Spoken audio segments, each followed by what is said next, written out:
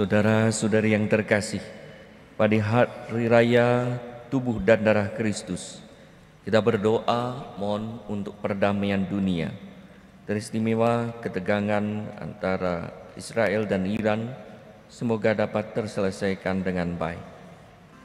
Marilah kita berdoa. Ya Allah, Putra-Mu telah meninggalkan kenangan akan wafat dan kebangkitannya dalam sakramen yang mengagumkan ini. Kami mohon semoga kami dapat menghormati misteri kudus tubuh dan darah Putra-Mu, sehingga kami senantiasa dapat menikmati buah penebusannya. Sebab Dialah Tuhan yang hidup dan berkuasa bersama Dikau dalam persatuan dengan Roh Kudus, Allah sepanjang segala masa.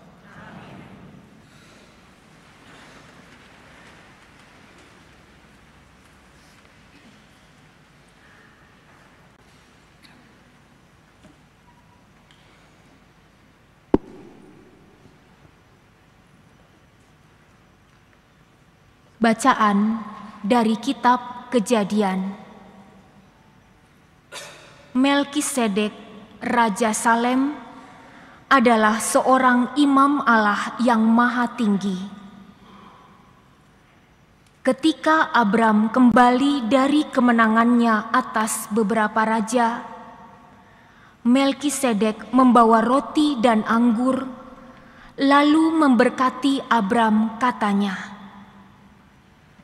"Diberkatilah kiranya Abram oleh Allah yang maha tinggi, pencipta langit dan bumi, dan terpujilah Allah yang maha tinggi, yang telah menyerahkan musuh-musuhmu ke dalam tanganmu." Lalu Abram memberikan kepada Melkisedek 1/10 dari semua jarahannya. Demikianlah sabda Tuhan.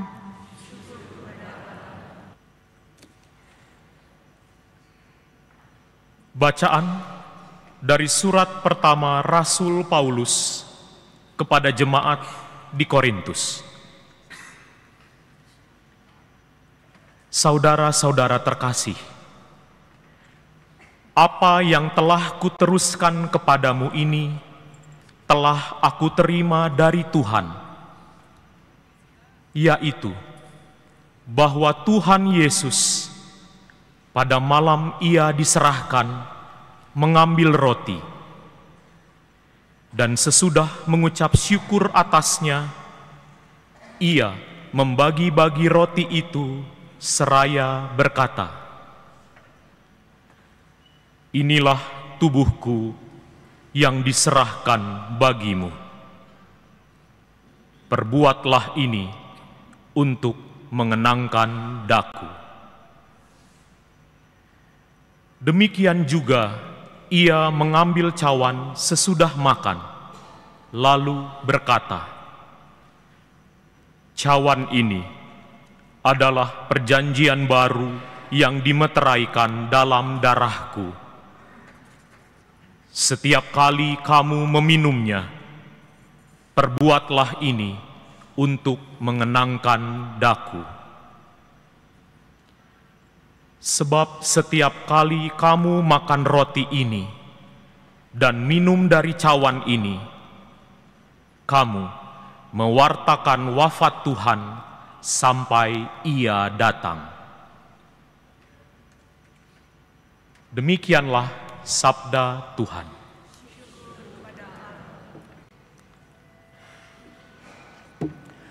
Tuhan bersamamu.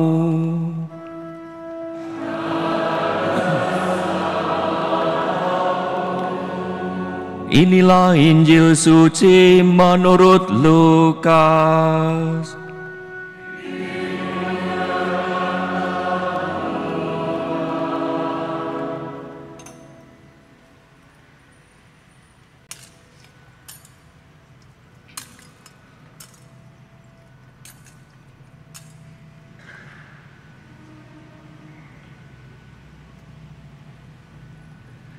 Sekali peristiwa Yesus berbicara kepada orang banyak tentang kerajaan Allah, dan ia menyembuhkan orang-orang yang memerlukan penyembuhan. Pada waktu hari mulai malam, datanglah ke-12 murid kepada Yesus dan berkata, "Suruhlah orang banyak itu pergi supaya mereka pergi ke desa-desa dan kampung-kampung sekitar ini untuk mencari tempat penginapan dan makanan, karena di sini kita berada di tempat yang terpencil." Tetapi Yesus berkata kepada mereka, "Kamu harus memberi mereka makan." Mereka menjawab, "Yang ada pada kami tidak lebih dari 5 roti dan 2 ikan, kecuali kalau kami pergi membeli makanan untuk semua orang banyak ini." Sebab di situ ada kira-kira 5.000 orang laki-laki. Lalu Yesus berkata kepada murid-muridnya, "Suruhlah mereka duduk berkelompok-berkelompok, kira-kira 50 orang setiap kelompok." Murid-murid melakukannya dan menyuruh semua orang banyak itu duduk. Yesus mengambil 5 roti dan 2 ikan itu, lalu menengadah ke langit dan memberkati. Kemudian memecah-mecahkan roti itu dan memberikannya kepada para muridnya supaya dibagi-bagikan kepada orang banyak. Mereka semuanya makan sampai kenyang. Lalu dikumpulkan potongan-potongan roti yang lebih sebanyak 12 bakul. Demikianlah sabda Tuhan.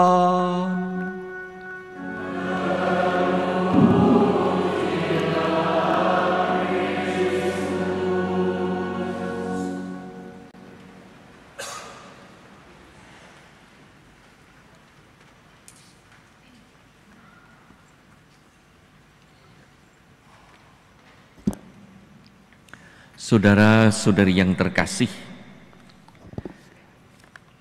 kadang betapa kita mengalami bahagia dan sukacita kalau diundang untuk bertemu dengan orang yang terkenal, tokoh idola atau pribadi yang sangat penting dalam hidup kita. Bisa jadi artis, bintang film, bintang olahraga, tokoh masyarakat, tokoh budaya, pemimpin negara seperti presiden, atau pemimpin agama, bahkan paus atau orang penting lain. Siapa yang sekarang kita mimpikan untuk bertemu? Padahal mungkin dalam kenyataannya sulitlah berjumpa dengannya, bahkan sepertinya mustahil untuk bertemu. Bagaimana seandainya yang dirindukan untuk bertemu tersebut ternyata malah datang mengundang kita, "Mari datang ke sini." Apa yang kita rencanakan dan persiapkan? Apa yang hendak kita kenakan dan kita pakai? Apa yang hendak kita sampaikan dan kita katakan?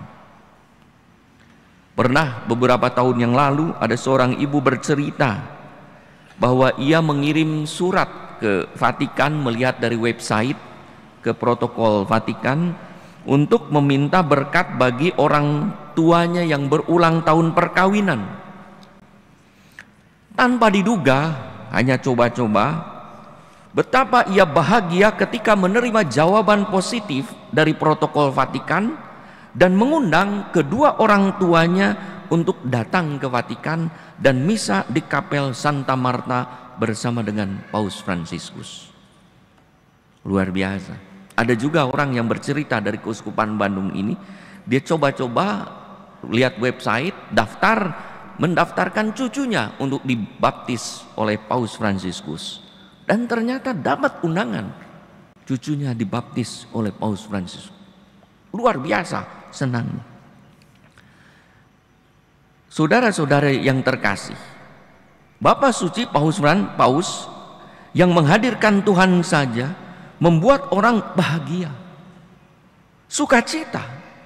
Apalagi kalau diundang oleh Tuhan sendiri. Bayangkan Kalau saudara-saudari sekarang diundang Paus Leo ke-14 untuk ke Vatikan, apa rasanya? Luar biasa ya, berbunga-bunga. Seperti kejatuhan apa itu ya. Pada hari raya tubuh dan darah Kristus kita diingatkan bahwa yang sebetulnya sangat dirindukan oleh manusia yaitu Tuhan, dan kita yakin Tuhan Yesus mengundang kita untuk datang ke perjamuan Ekaristi dan bertemu dengannya secara real dan sakramental dalam rupa komuni suci. Bahkan bukan hanya bertemu, bersentuhan, tetapi juga diperkenankan menyantapnya sebagai makanan dalam perziarahan di dunia ini. Kita sebenarnya adalah orang-orang yang seharusnya bersuka cita karena selalu diundang oleh Tuhan setiap minggu, bahkan setiap hari pada perayaan Ekaristi. Maka kalau kita datang misa, sebetulnya Tuhan yang mengundang kita. Tuhan menggerakkan kita lewat Roh Kudus-Nya, mendorong kita dengan berbagai cara hingga kita bisa hadir. Tuhan rindu bertemu dengan kita, dan kita juga rindu bertemu dengannya. Saudara-saudari yang terkasih, peristiwa mujizat 5 roti dan 2 ikan yang mengenyangkan semua orang yang mengikuti dan mendengarkan ajarannya, dan disebutkan kira-kira ada 5.000 laki-laki, tidak termasuk anak-anak dan wanita, bahkan masih meninggalkan sisa 12 bakul, adalah antisipasi akan apa yang Yesus berikan kepada para muridnya kelak. Bukan lagi roti, tetapi tubuhnya sendiri yang akan dikurbankan menjadi makanan rohani yang akan memberikan kekuatan kepada para muridnya. Pada penggandaan roti ini Yesus melaksanakan apa yang sama persis dilakukan pada perjamuan malam terakhir. Yesus mengambil roti. Kalau ingat perjamuan malam terakhir, Yesus mengambil roti, mengucap berkat, memecah-mecahkan, dan membagikannya kepada para murid. Dan penggandaan roti persis menggunakan kata-kata yang sama, yang mengenyangkan semua orang. Dan kata-kata itu, kata-kata mujizat yang kita dengar dalam Injil, diulangi oleh Yesus pada saat perjamuan terakhir menetapkan Ekaristi, dan kita dengarkan setiap kali kita merayakan Ekaristi. Tubuh Kristus yang dibagikan kepada semua orang yang diperkenankan untuk menyambutnya. Maka pada perayaan Ekaristi Yesus hadir. Imam itu menampilkan diri sebagai disebut impersona Christi, yaitu dalam pribadi Kristus. Kristus memakai tubuh imam, hadir dan mengorbankan diri dalam perayaan Ekaristi. Kurban yang sama di atas salib dihadirkan kembali dalam perayaan Ekaristi. Roti dan anggur yang dikonsekrasi oleh imam dalam perayaan Ekaristi lewat doa pencurahan Roh Kudus dan kemudian pengucapan kata-kata Yesus sendiri menjadi tubuh dan darah Kristus. Dalam gereja Katolik dikenal istilah transsubstansia. Jadi substansi ini transsubstansia. Jadi ada perubahan substansi. Roti tetap berwujud roti, maka hosti yang kita sambut tetap wujudnya tuh hosti, gandum. Tetapi bersubstansi tubuh Kristus. Substansinya sudah berbeda dengan apa yang sudah diberkati dan yang belum. Maka kalau anak-anak kecil tuh minta komuni, kasih yang belum diberkati, boleh? Boleh. Kasih nih banyak. Mau minta 2 boleh gitu ya, boleh. Tapi kalau tubuh Kristus, anak kalau pas komuni minta, enggak boleh, itu tubuh Kristus, belum mengerti. Nanti kalau pulang, ya kalau pastornya murah hati, kasih tuh anak tuh. Nih, minta lagi. Nah, belajar komuni lah, itulah. Nggak apa-apa. Nah itu boleh dibagikan. Bahkan ada juga tuh pecahan-pecahan hosti yang dijadikan kue tuh dijual tuh ya. Nah itu boleh. Nggak apa-apa itu. Nah itu tetap itu gandum. Tapi begitu dikonsekrasi isinya sudah bukan gandum, tubuh Kristus tuh. Ya. Lalu anggur tetap berasa anggur, tetapi berubah menjadi darah Kristus. Maka rupa, rasa, bentuk sama, tapi substansi berbeda. Sudah menjadi tubuh dan darah Kristus. Sudah punya kuasa yang luar biasa. Sekali berubah tetap berubah. Maka setelah bersisa tetap tubuh Kristus. Untuk itu kita memerlukan tabernakel untuk menyimpan tubuh Kristus. Ya. Maka kita bersyukur karena kita mendapat privilege untuk bukan hanya iman kita ini berjumpa dengan Tuhan, tetapi menyambut, memegang dan menyantapnya dalam rupa hosti kudus. Yesus yang sama berkeliling berbuat baik, melakukan banyak mujizat. Tadi dalam Injil kita dengar Yesus menyembuhkan semua orang yang memerlukan penyembuhan. Baru setelah itu melakukan mujizat penggandaan roti. Yesus yang sama, yang dulu yang hadir dalam perayaan Ekaristi, itulah yang melakukan mujizat-mujizat kita. Pernah ada satu cerita mujizat Ekaristi, ada begitu banyak, dari Santo Antonius Padua. Pada abad ke-13, Santo Antonius bertemu dengan seorang pedagang kaya bernama Bono Nilo. Bono Nilo diyakinkan untuk percaya pada Ekaristi, percaya pada tubuh Kristus. Tidak yakin. Kata Antonius Padua, baik, kalau begitu keledaimu ikat di sana, jangan diberi makan beberapa hari keledai. Dan setelah itu saya akan mengadakan perayaan Ekaristi. Dan ia mengadakan perayaan Ekaristi. Lalu setelah mengadakan perayaan Ekaristi, keledai dilepas. Santo Antonius membawa sakramen Maha Kudus. Lalu di sana disediakan jerami untuk makanan keledai. Lalu keledai disuruh berjalan memilih mau jerami atau tubuh Kristus. Yang menarik adalah keledai itu berjalan menengok jerami, tetapi tidak menuju jerami, menuju ke sakramen Maha Kudus yang dibawa oleh Santo Antonius dan berlutut di depan sakramen Maha Kudus. Bonivillo, pedagang kaya itu, bertobat dan percaya bahwa tubuh sakramen Maha Kudus, hosti yang telah dikonsekrir itu sungguh tubuh Kristus. Dan itulah yang kita alami. Ada begitu banyak mujizat Ekaristi yang mendapat peneguhan setelah menyambut tubuh Kristus. Maka kalau ada orang yang berdoa meminta sesuatu, saya berkata minta kepada Yesus dalam sakramen Maha Kudus. Sungguh ada begitu banyak. Seorang bayi yang ada di paru-parunya bolong harus dioperasi, ibunya khawatir, masih belum setahun umurnya, khawatir, dokter mengatakan tidak ada jalan. Minta mujizat pada Ekaristi, berdoa pada Yesus saat Ekaristi. Berdoa. Waktu diperiksa, dokter mengatakan tidak jadi operasi karena sudah tidak berlubang.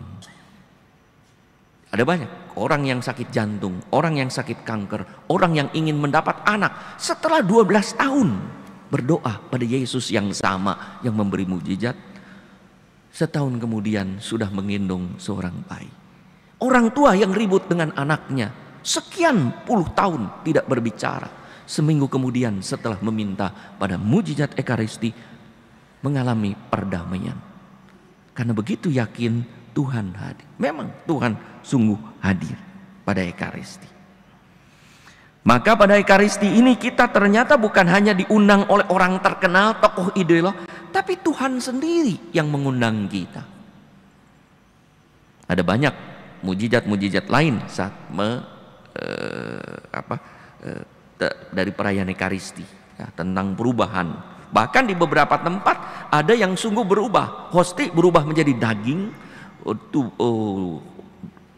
anggur sungguh rupanya berubah menjadi darah. Ada yang berubah. Ada beberapa tempat yang mengalami mujizat ini. Saudara-saudari yang terkasih, maka hari ini kita diingatkan akan iman gini. Dan syukur atas berkat yang Tuhan berikan kepada kita, yang berkenan hadir di tengah kita dan meneguhkan. Maka seharusnya kita menjadi orang-orang yang selalu bersuka cita, karena bertemu dengan Tuhan sendiri, diteguhkan. Yang sedih dihibur, yang gembira diteguhkan, yang berjuang dikuatkan, yang punya harapan diberi kekuatan. Maka bagaimana sikap kita pada Ekaristi saat pribadi kudus, yaitu Tuhan sendiri hadir. Hadir di tabernakel, dalam sakramen, nanti hadir mempersembahkan dalam rupa, dalam diri para imam. Kita bersujud mengatupkan kedua tangan, tanda hormat. Bagaimana saat komuni? Mempersiapkan duduk. Atau kadang-kadang fokus. Maka kalau dipanggil teman, fokus. Tulis lu. Gini aja. Ada beberapa teman, tiba-tiba tubuh Kristus kaget, udah di depan pastor gitu. Nah, baik, siapkan. Ya. Jadi tidak apa-apa, fokus dulu.